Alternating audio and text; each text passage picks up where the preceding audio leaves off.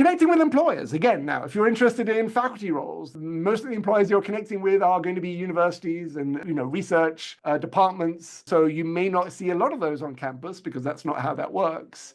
But for people interested in broader careers that are out there, certainly employers do come to campus in different ways and like to engage with students and postdocs.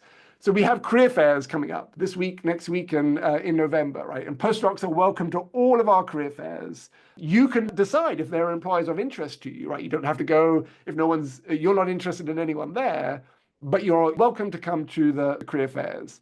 The biosciences career fair, again, if you're a biomedical postdoc, there may be many employers of interest to you here, so you can register for this. It's an in-person event in Houston Hall. Once you look at the list of employers, you can then filter by who they say they're interested in connecting with, right? So there are 16 employers or so interested in postdocs, because I filtered that on the school years in Handshake, and you can see some of the employers that are here, consulting and R&D and so forth. So a really great opportunity. And again, you may not be applying for a role when you go to a career fair. You may just be gathering information from the employers or connecting with them or asking about their timelines or asking them what they're looking for in an ideal candidate, right? So you don't have to be on the job market right now to gain from the information gathering experience that you can get at a career fair. So do take a look at, take advantage of those.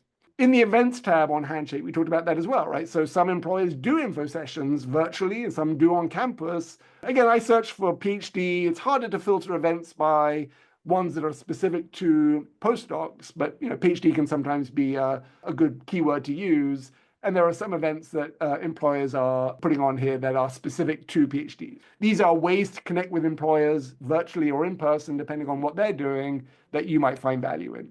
So in your interaction with employers, you can learn how to be a better candidate. You can, if you take a name from someone that you met at a career fair and you apply for a role at that organization, you can name drop them in your cover letter, right? Which makes you feel closer to them.